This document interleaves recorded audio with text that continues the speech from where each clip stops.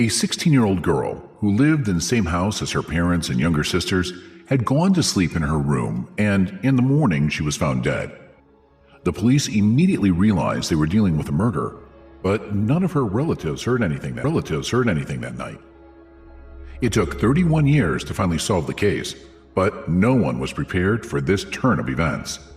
On Wednesday, July 26, she finished her shift at about 10 p.m. Her mother and younger sister picked her up in the car, as it would have taken a long time to get from the park to her home on public transportation. Almost immediately after returning home, Fawn went to bed, since she had to go to work again the next morning.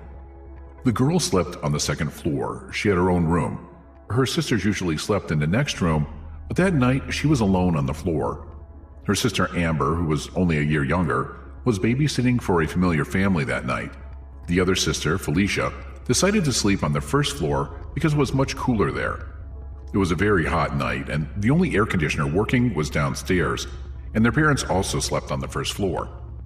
The next morning, at about 9 o'clock, the whole family woke up to the sound of the alarm clock in Fawn's room, but the girl wouldn't turn it off for some reason. Then her younger sister and mother went up to her room, where a horrible sight awaited them. Fawn lay on the bed with no sign of life, her neck visibly bruised. The girl also had no pulse, and her parents immediately called an ambulance, but they were no longer able to help her. It was apparent that Fawn had passed away hours before. After examining her body, medical experts determined that strangulation was the cause of death, and the girl had also been abused. From the first hours, the police realized they had a very difficult investigation ahead of them. Despite the fact that Fawn was killed right in her room in a small house with very poor soundproofing, her parents and sister heard absolutely nothing. However, there was an explanation. The air conditioner on the first floor was old and very loud, blocking out any other noise in the house. The only strange thing that night was noticed by Fawn's sister. Their poodle was behaving anxiously and barking, but they did not pay much attention to it. This behavior was attributed to the fact that the dog was pregnant. After examining the scene, the police made several important discoveries. Their theory was that the attacker, or group, had entered the house through a second-story window overlooking the backyard. There was an old trailer parked near the house that could easily be used to climb up to the canopy of the outbuilding, which was almost level with the window. The window itself had been left open because there was no air conditioning on the second floor, and one had to fight the heat somehow. In Fawn's room, the experts found the first important clues: a few short hairs, small blood stains, and traces of semen on the sheet from her bed. All of this was sent to the lab for analysis. In addition, several items were missing from the house, including radios, a Nintendo game console, and a stereo recorder. Several other items were found on the ground in front of the house. It looked as if the burglar had thrown them out the window to take them with him, but left them there for some reason. Detectives also found that various items had been removed from a closet in an adjoining room on the second floor. They believed the perpetrator was hiding in that closet while waiting for everyone in the house to go to sleep. Normally, Fawn's sister slept in that room, but not that night. For this reason, no one noticed the items on display. The police discovered another strange clue. An old army cap was found in Fawn's room. All her relatives said they had never seen the girl wearing it. So detectives assumed the killer might have forgotten the cap at the scene. Despite the impressive array of evidence, police were unable to quickly identify the suspects. The problem is that in 1989, DNA forensics was rather underdeveloped, and there were no common genetic databases at that time. Detective Benjamin Caldwell, who handled the case, put forward the main version of what happened. In his opinion, there could have been several assailants, and they must have known the house well. Not only did they know how to get to the second floor through the backyard in total darkness, but they must also have known the layout of the rooms. The next step for the police was to look for witnesses. They interviewed neighbors, friends, and relatives of Fawn, but all were inconclusive. The detectives had one weighty problem before them. The neighborhood in which the house was located was very poor and criminal. Various criminal gangs operated there, and their participants were quite difficult to bring to justice. A month after Fawn's murder, the case finally got off the ground. The police had a witness who pointed them to 3 suspects. This witness knew a number of important details that the police never divulged, so his story was taken seriously. The suspects were 3 teenagers, one of whom was in the same class as Fawn. They were arrested and questioned, but the boys denied any involvement in the murder. During a search of one of their homes, police found items stolen from the victim's room. This was enough to charge all 3 of them with murder, but even here the detectives were disappointed. First, the witness suddenly recanted and stopped cooperating with the police. Second, DNA analysis of blood, hair, and semen found at the crime scene did not show an unambiguous match with the suspect's samples. In those years, experts could not yet establish an exact match of the samples, and all their tests showed questionable results. In other words, the analysis could not confirm either a full match or a guaranteed mismatch. Despite this, the police were able to obtain useful information from one of the detainees. During one of the interrogations, he confessed that he had indeed broken into Fawn's house that night in the company of other boys and stolen some things. He painted how he made his way to the second floor through the canopy of the canopy and even revealed unknown details. According to him, when he threw a tape recorder out the window, its handle fell off. The boy hid it under a nearby bush, and the police did find the item in that very spot. Except that the young man quickly retracted his statement and no longer cooperated with the investigation, which would have prevented his confession from being used in court. Because of this, the police had to let the men go, and the investigation was at a standstill again.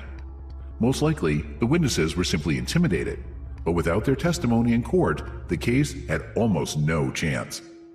All we know is that one of them spent 8 months in jail for stealing items from Fawn's house. The case has since gone into a long drawer. The police didn't reopen the investigation until the early 2000s, and the first thing they did was upload DNA samples from the crime scene to the CODIS database. It had been created several years before and contained DNA samples from people tried for serious crimes. Unfortunately, no matches were found for the Fawn killer. The emergence of this database was the result of major scientific advances in the study of DNA. It also allowed police to recollect DNA samples from the 3 original suspects and conduct more advanced tests. This time, experts unequivocally determined that the hair, semen, and blood did not belong to any of them. This was rather odd, given the fact that the suspects were found in possession of Fawn's belongings. Detectives speculated that the 3 guys had indeed robbed her house that night, but there was another man with them. He was the one who had abused and killed the girl. All of this raised even more questions. Could it be that 4 criminals entered the house unnoticed, killed Fawn, and just as unnoticed, left the scene of the crime? The police still had no answer to this question. Since then, the case has once again stalled, and it wasn't until late 2020 that the long-awaited breakthrough happened, but the family wasn't ready for that kind of truth. With funding from the FBI, the police did send samples from Fawn's room to a lab. There, they began a detailed examination of the DNA and a search for possible relative of its possessors. It was the semen sample found at the murder scene that they mostly worked with. In November 2020, they were finally able to find the person to whom that DNA belonged. It turned out to be Fawn's cousin, Donald Cox. Of course, such news shocked the whole family. At the time of Fawn's death, Donald was 21 years old, and no one had even considered his possible involvement.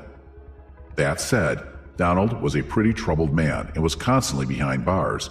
He was tried for misdemeanors such as theft and possession of illegal substances. Unfortunately, in those years, they did not yet take a DNA sample from such criminals. Otherwise, this case would have been solved much earlier.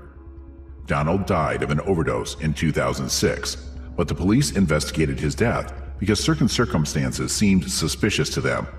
It was because of that investigation that a sample of his DNA was preserved, but it was not entered into the FBI database because the man in that case was a victim, not a perpetrator.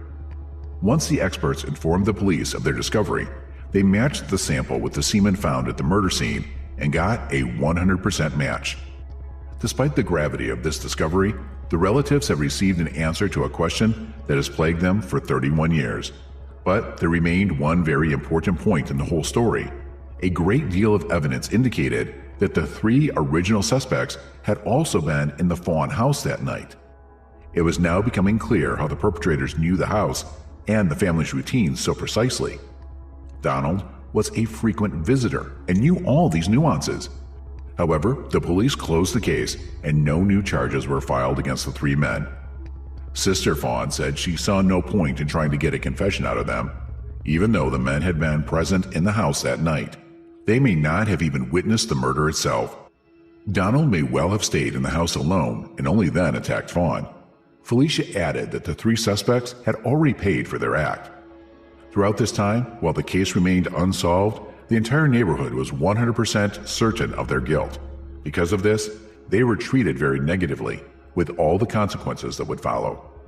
According to Sister Fawn, their lives were effectively ruined. In addition, after the case was closed, it turned out that the police had originally learned about the suspects from the family of one of them. Relatives noticed a Nintendo set-top box among his belongings and remembered that this was the one that had been stolen from Fawn's house. It was on the news, and everyone in the neighborhood already knew the details.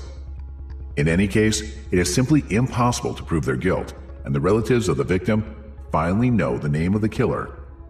He lived for 17 years without any punishment for what he had done, and all that time, as if nothing had happened, communicated with his family, but eventually his addiction to illegal substances drove him to his grave, and he was no longer a threat to anyone.